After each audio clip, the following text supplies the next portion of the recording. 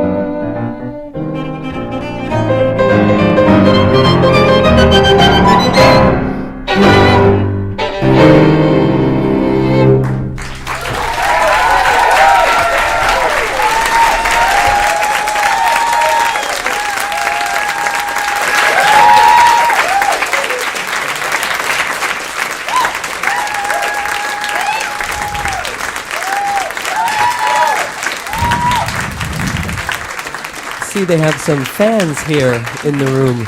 It's really nice to hear that piece out loud. We actually played that on WQXR on my show on the overnight a couple of weeks ago, so it's nice to hear it out loud in a room. And very hard job for the page turner there at the piano, not an envious position to be in.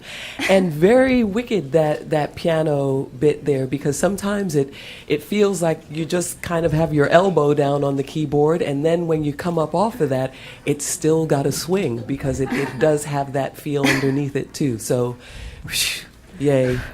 Well done. I'm the classical music ignoramus among my two colleagues here, so but very impressive technical expertise there. I read in your description that you perform works by women composers, and I'd be curious to see some of that, and maybe see more 21st century composers as well. Sure. Yeah. Well, neoLIT was formed 2 years ago, and we thought about a name, and we thought about classical music. We need a new light to bring young people and to promote contemporary music, as it's a modern form of expression right now, and classical music will not survive if we young people don't Say it be again. a part of it. Yeah. So this piece it's a crowd pleaser, let's say that. But it's not about the notes, it's about performance. And this is one of my favorite composers, modern composer that actually, I feel like it's not played enough, but he combines so many different genres in his music. You can call it jazzy, you can call it classical, you can call it klezmer, you can call it, cabaret. Because you kind of want to get up and dance. We're having a hard time concentrating on notes because it's such fun tune to sing along to. And so neoLIT is a new light that we're bringing to contemporary classical music. We also today we are represented by 3 of our members.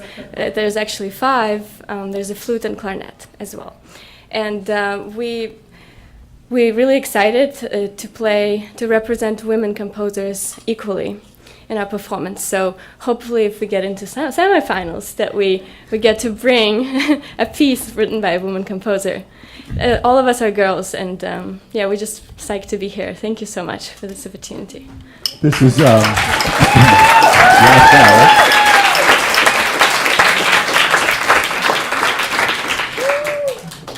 her name is Katya Mihalova. Yes. And obviously she's a pianist.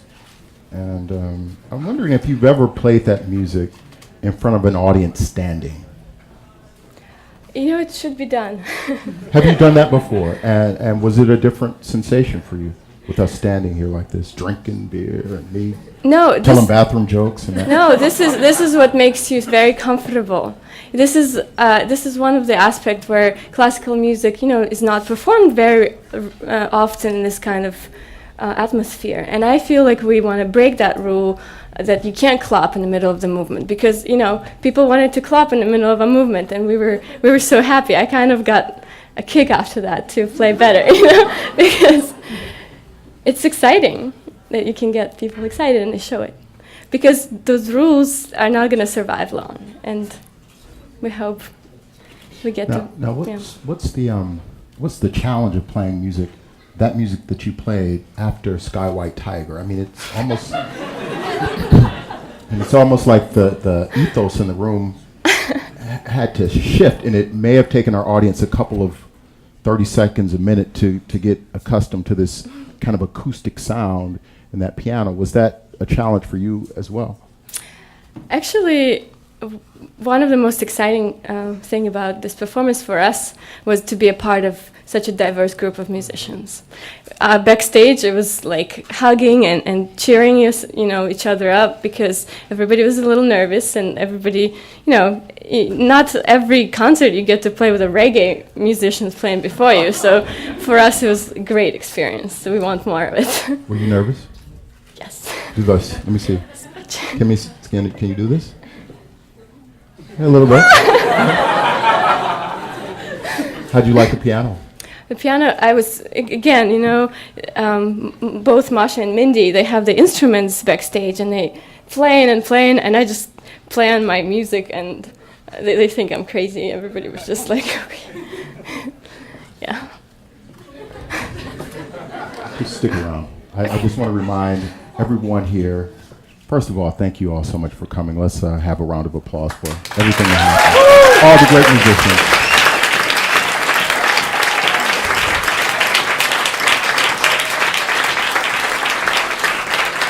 And I want to remind you that the battle for Manhattan is April 2nd, the battle for the Bronx is April 30th, Staten Island May 7th, Queens June 4th, and the ultimate battle is June 18th. If you are at home, we will put this video on the website. You will have 48 hours to vote for your favorite artist. One artist, you'll see 5 bands represented on the website at wnyc.org/the green space. Those of you in the room, before you leave, take a ballot. It looks like this. Make sure you have this. And each artist has its own box. So as you leave, whichever artist you want to represent Brooklyn, put your ballot in the box. And we will count them. And the 5 artists with the most ballots will go on to the next round. And that's going to be posted on our website when? At midnight tonight. At midnight tonight. So that's why I haven't been drinking, because I have to count ballots. And it's been a wonderful evening. Commentators, what do you think? I think the audience here, you guys have a really hard job having to vote on what band to represent Brooklyn, because if there was just one thing a theme of tonight, it's just the amazing range of performers and mixing classical. We've had blues, we've had almost gypsy music, alt country, folk. But in the end, we had all good music. Yeah. So, yeah, I see that's going to be very, very difficult. I think it's going to be tough for the other boroughs to step up and match Brooklyn. We'll have to see. But it'll be great to be here and be here with you to work that out. So now, we will go to our DJ. You're welcome to hang around. Please hang around. We've got lots of food, lots of beverage, camaraderie, shake some hands, and thank you so much for your support of WNYC and WQXR. Thank you so much.